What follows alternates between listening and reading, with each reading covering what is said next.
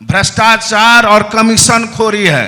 बिना कमीशन का कोई काम अगर आपका हो जाएगा तो हम मान लेंगे जो बिहार में बहुत बाहर है नीतीश कुमार, देखने से भी लग रहा है। अभी नीतीश जी सरकार नहीं चला रहे हैं, अभी उनके पदाधिकारी चला रहे हैं। जहां जहां गरीबों का घर बना हुआ है 40 साल से, 30 साल से, 50 साल से, वहां गरीबों को उजाड़ा जा रहा है कोर्ट का सहारा लेके। उन्होंने एक जुमला कहा था, इसको जुमला ही आप माने, हवाई चप्पल पहनने वाले को हवाई जहाज पे बैठाएंगे। तो सीमांचल कॉन्क्लेव में आप तमाम दर्शकों का स्वागत है। हमारे साथ दो मेहमान हैं, इशरत परवीन जो राजद जिलाध्यक्ष हैं कटिहार से और प्राणपुर विधानसभा क्षेत्र से चुनावी तैयारी में जुटी हुई हैं। दूसरे मेहमान हैं राजीव सिंह, सीपीआईएम के जिला सचिव हैं पूर्णिया। हम इन दोनों महानुभावों से बात करेंगे चुनाव के मद्देनजर। इशरत जी चुनाव की तैयारी में जुटी हुई हैं प्राणपुर विधानसभा क्षेत्र से, क्या संभावना दिखती है टिकट को लेकर के? देखिए, जहाँ तक टिकट का मामला है ये तो हमारे नेता तय करेंगे कहाँ किनको टिकट जाती है, लेकिन हम लोग महागठबंधन इंडिया गठबंधन के लोग पूरी मजबूती के साथ बिल्कुल पूरे बिहार में लड़ने को तैयार हैं और हम लोग हमेशा चुनावी मूड में रहते हैं और चुनावी मोड में भी रहते हैं। तो हमारा मानना है कि हम लोग चुनाव जीतेंगे और लड़ रहे हैं। वहाँ अभी सिटिंग तो बीजेपी के विधायक हैं, निश्चित वो अभी बीजेपी की विधायक हैं वहाँ पर जी। लेकिन ये सीमांचल ही नहीं पूरा बिहार समाजवादी सोच विचारधारा का ये बिहार है और सामाजिक विचारधारा में रहने वाले सारे लोग ये चाहते हैं कि ये इस बार बदलाव की जो लहर है वो पूरे बिहार जो है पूरे देश को एक दिशा देने का काम करेगा। और ये हमेशा से देखा गया है जब देश में लड़ाई होती है तो सीमांचल जो है पूरे देश को एक मैसेज देने का काम करती है और इस बार फिर बिहार पूरे देश को मैसेज देने का काम करेगा और बिहार बदलाव जरूर करेगा। विकास के मामले में अगर उस विधानसभा क्षेत्र की चर्चा करें तो इन 20 सालों में क्या एनडीए की सरकार ने प्राणपुर विधानसभा क्षेत्र के लिए कोई ऐसा काम किया है जो ऐतिहासिक हो सके आपकी नज़र में? मेरा मानना है, या मेरा मानना ही नहीं, हम लोगों ने 20 सालों से ये देखा, बिल्कुल 20 सालों से ये देखा कि सिर्फ जुमले और लोगों को आश्वासन दिए जाते हैं और मूल तौर पर जो ज़मीन पर काम होने चाहिए वो नहीं होते हैं। अभी आपको मैं बता दूं, हमारा जो इलाका है प्राणपुर विधानसभा, वहाँ पर जो लोग निवास करते हैं वो भी बाढ़ग्रस्त क्षेत्र है और ये सीमांचल का ही इलाका पूरा बाढ़ग्रस्त क्षेत्र का है।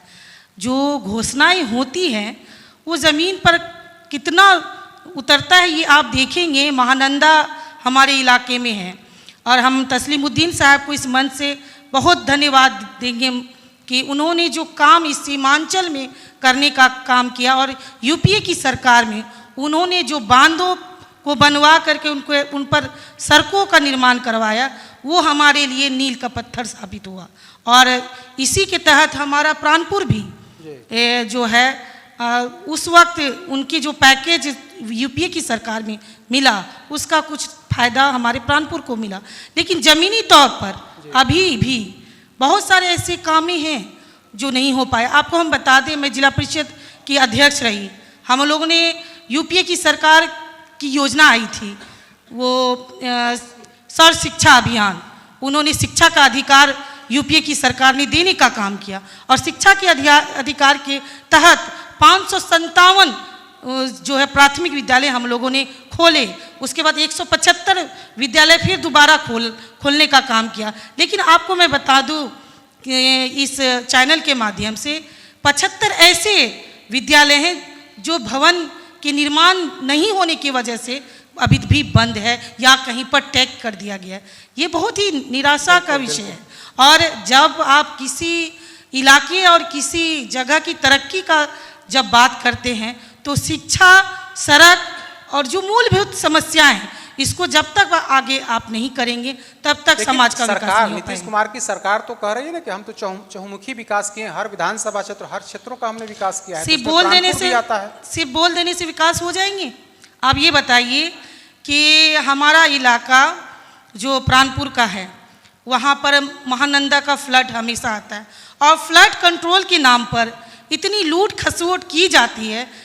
अगर सही माने में ज़मीन पर खरबों रुपए के काम को अगर ज़मीन पर उतारा जाए तो वो लोगों के जनता के हित के लिए होगा, लेकिन ये देखने को मुझे मिलता है कि हर वर्ष फ्लड कंट्रोल के नाम पर काम नहीं किए जाते। लूट खसोट, मिट्टी भर करके आप अगर पानी में डालेंगे वो तो बहेगा ही ना।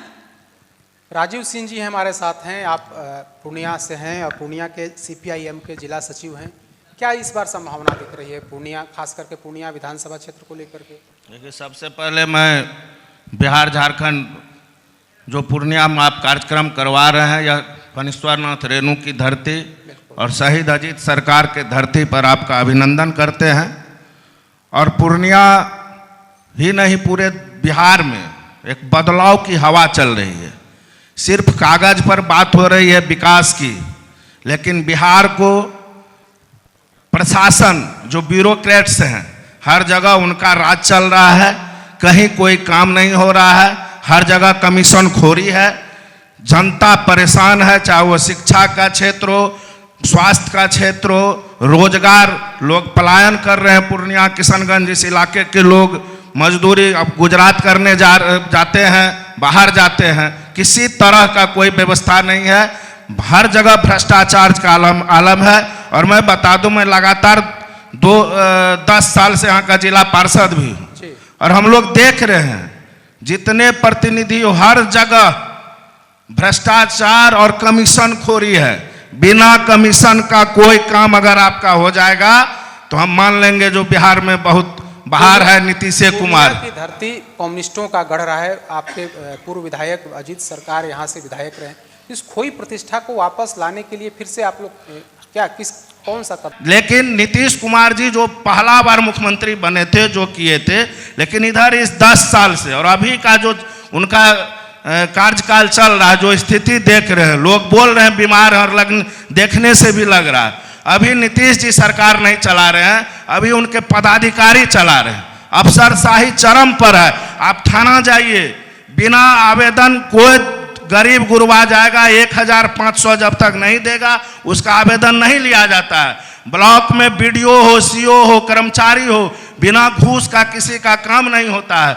हॉस्पिटल में सही से गरीब का इलाज नहीं हो रहा है। गरीब का बच्चा को सिर्फ खिचड़ी खाने के लिए सरकारी स्कूल में, हम लोग बात कर लें जी, पूर्णिया की बात कर रहे हैं, तो क्या लगता है इस बार के चुनाव में आपको उम्मीदवार बनाए जाने के बारे में? देखिए, हम लोग उम्मीदवार के लिए ना, हम लोग अजीत सरकार के सिपाही हैं और जनता के सवाल पे वो पूर्णिया के लोग देखते होंगे, चाहे किसी भी मुद्दा पे हो, सड़क पर उतर कर आंदोलन करने का लगातार काम करते हैं। बाकी टिकट किसको मिलेगा नहीं मिलेगा ये हमारे शीर्ष नेतृत्व तय करेंगे। जिनको भी मिलेगा महागठबंधन से हम लोग मजबूती से मिलकर लड़ाई लड़ेंगे और भाजपा को यहाँ शिकस्त देंगे। और कुछ चीज़ें हैं पूर्णिया में, मैं बताना चाहूँगा आपके माध्यम से। शहीद अजीत सरकार जो बिहार में भूमि आंदोलन चलाए थे, हजारों गरीबों को पूर्णिया में बसा के चले गए। और सरकार जब बोल रही है जब हम 5 डिसमिल जमीन देके गरीबों को देंगे, और आज आप जहाँ जहाँ गरीब बसे हुए वो लोग कागज नहीं बना पाए। आज भूमि माफिया और प्रशासन मिलके जहाँ जहाँ गरीबों का घर बना हुआ 40 साल से 30 साल से 50 साल से, वहाँ गरीबों को उजाड़ा जा रहा है कोर्ट का सहारा लेके, गलत साक्ष्य प्रस्तुत करके। हम सरकार से और प्रशासन से मांग करते हैं जैसे गरीबों को जो जहाँ बसा हुआ है आप वहीं कागज देके अंबेडकर भवन बनवा के उसको वहीं आवंटन दीजिए और झूठा राजनीति मत कीजिए, सिर्फ भाषणबाजी और कागज। सीमांचल में एनडीए की लहर मतलब इस बार के चुनाव में नहीं रहेगी? कोई लहर नहीं है, कोई लहर नहीं है, सिर्फ मीडिया में कागज पर लहर है। जनता के भी मोदी जी आ रहे, अच्छा एरोप्लेन में। ये पूर्णिया जो है मेरा सदर विधानसभा, दलित आदिवासियों का बहुत बहुल्य संख्या है। हमारे गरीब दलित आदिवासी मजदूर किसान कितने लोग प्लेन में चढ़ेंगे, कितने लोग वंदे भारत में चढ़ेंगे। उनको तो जनरल ट्रेन बढ़िया से मिल जाए। जब हम लोग जाते हैं रैली में गरीब के साथ, हम लोग तो गरीब का पार्टी है, गाड़ी घोड़ा है नहीं। रैली में जब पटना दिल्ली जाते हैं तो उनके साथ जब जनरल बोगी में बैठ के जाते हैं और लैट्रिन के मुंह पर गेट पर, तो गरीबों का तो ये स्थिति है जो ट्रेन में सही से जगह नहीं मिल रहा है, तो ये प्लेन उनके लिए नहीं, अच्छी बात है प्लेन हो रहा है, ये पहले होना चाहिए था, वंदे भारत भी होना चाहिए था, लेकिन उसके नहीं बधाई के पात्र है, लेकिन उसके साथ साथ जो गरीब दलित आदिवासी है, जिनको रहने के लिए घर नहीं है, जिनके लिए शिक्षा की व्यवस्था नहीं है, जिनके लिए स्वास्थ्य की व्यवस्था नहीं है, और उनको भूमि जो जहां बसे हुए हैं दे के बसा दे तो मान लेंगे उनको। जी भाई, आपके बड़ी जो डिमांड थी आप लोगों को वो पूर्ति हो रही है, तो इसके लिए देखिए उन्होंने एक जुमला कहा था, इसको जुमला ही आप माने, हवाई चप्पल पहनने वाले को हवाई जहाज पे बैठाएंगे।